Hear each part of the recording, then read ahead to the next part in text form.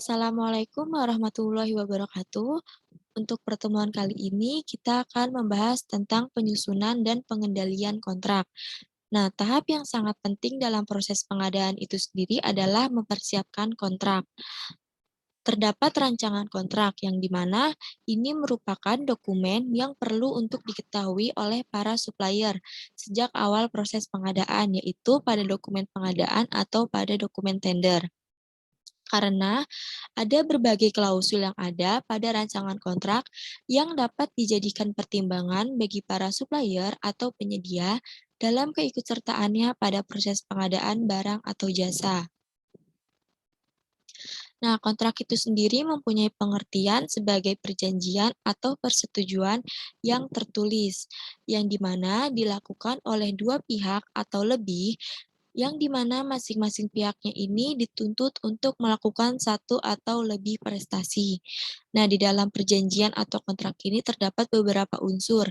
Yang pertama yaitu adanya para pihak yang terlibat. Yang kedua, adanya persetujuan antara pihak-pihak yang terlibat. Yang ketiga, adanya tujuan yang akan dicapai. Yang keempat, adanya prestasi yang akan dilaksanakan. Yang kelima, adanya bentuk tertentu. Dan yang keenam, adanya syarat-syarat tertentu. Nah, di sini ada akibat hukum apabila suatu perjanjian atau kontrak tidak dapat memenuhi persyaratan.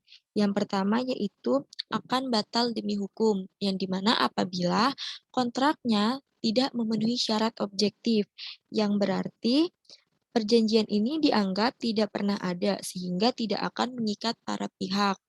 Nah, yang kedua dapat dibatalkan apabila kontraknya tidak memenuhi syarat subjektif, yang berarti apabila salah satu pihak yang merasa dirugikan dapat mengajukan permohonan pembatalan.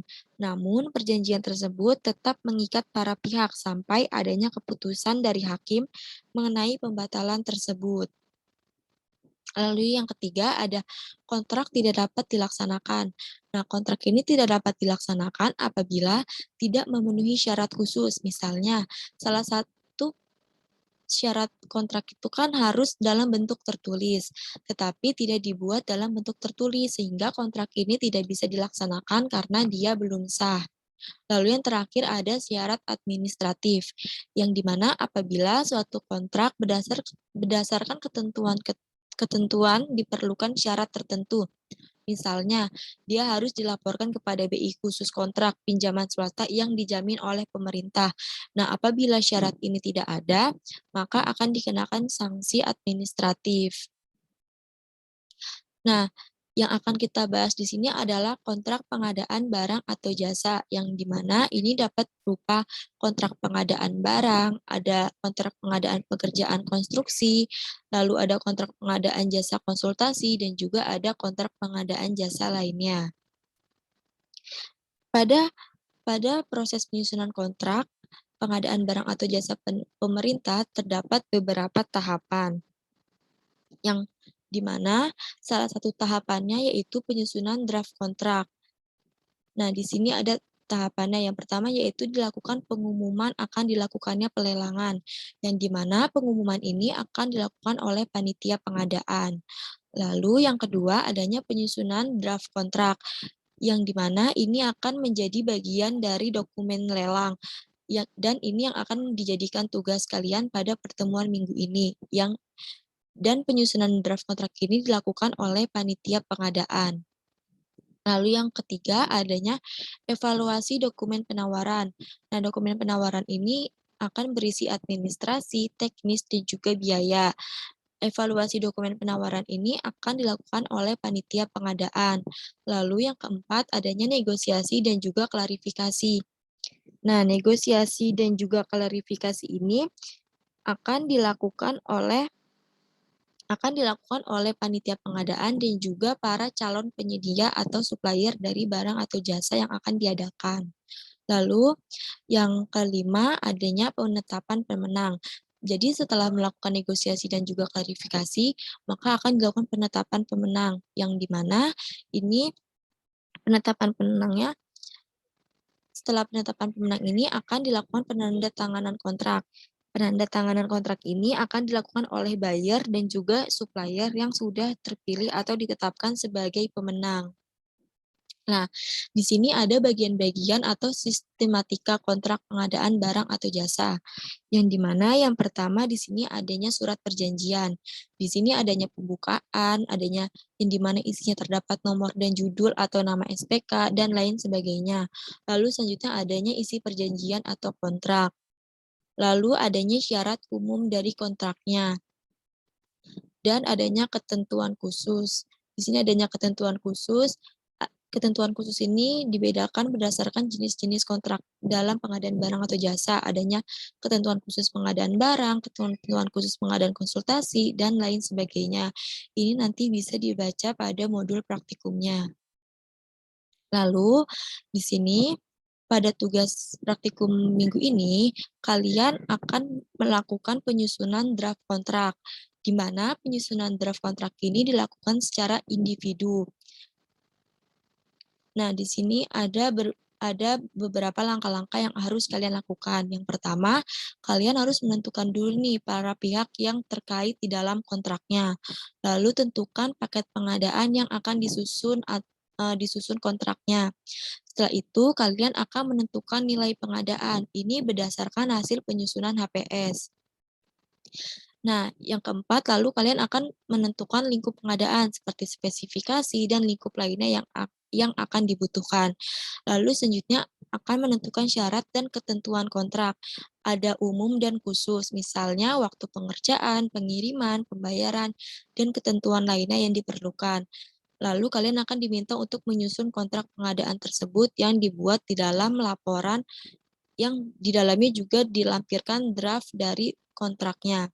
Di sini terdapat contoh dari draft kontrak. Nah, di sini pada tanggal kalian bisa mengisikan kapan tanggal kalian melakukan penyusunan draft kontraknya. Nah, di sini pekerjaannya bisa diisi penyediaan barang atau jasa apa yang akan kalian lakukan. Nah, ini sama seperti pada praktikum sebelumnya. Misalkan kalian dapatnya produk AC berarti penyediaan barang dari produk AC. Kalau produknya printer berarti dari produk printer. Lalu selanjutnya di sini diletakkan logo dari perusahaannya. Logo dari perusahaan kalian. Nah, di sini pelaksana ini diisi oleh nama perusahaan dan juga alamat dari supplier yang sudah kalian pilih berdasarkan nilai TCOO terendahnya. Nah, kalau di sini lokasinya adalah lokasi dari kaliannya. Nah, lalu di sini harga kontrak. Harga kontrak ini itu sendiri diisi oleh nilai TCOO terendah yang sudah kalian hitung pada pertemuan sebelumnya. Untuk yang terdapat perbaikan atau kesalahan rumus dapat diperbaiki terlebih dahulu, lalu hasil TCOO terendahnya bisa dimasukkan ke dalam sini. Nah, di sini ada surat perintah mulai kerja atau SPMK yang dimana akan ditandatangani oleh dua pihak, yaitu oleh pihak yang sebagai pembuat komitmen atau PPK dan juga oleh penyedia. Nah, nanti yang pembuat komitmen atau PPK ini diisi oleh nama kalian. Bisa diisi oleh nama kalian. Nah, kalau penyedia ini oleh nama penyedia dari supplier yang akan kalian pilih. Yang di sini juga ini bisa diisi dengan nama kalian dan ini oleh nama suppliernya sebagai pihak pertama dan juga pihak kedua. Lalu di sini terdapat beberapa pasal atau perjanjian yang akan ditandatangani, adanya hak dan kewajiban, adanya jenis kontrak, adanya panitia penerima hasil pekerjaan, dan juga lain sebagainya. Nah, di sini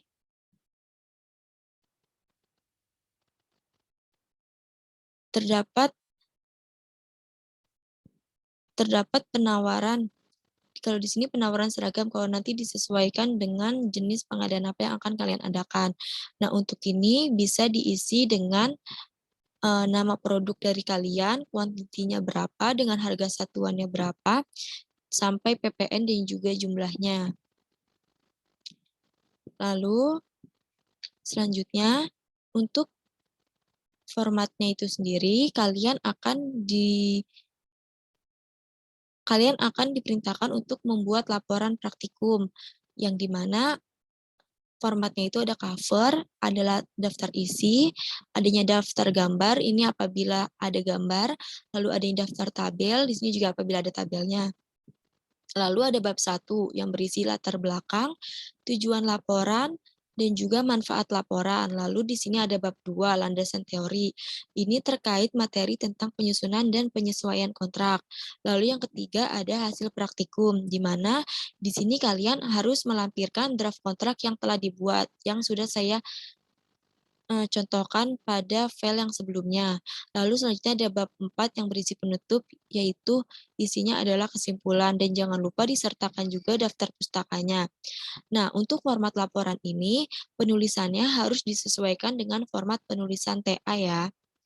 Sekian penjelasan dari saya, kurang lebihnya mohon maaf. Wassalamualaikum warahmatullahi wabarakatuh.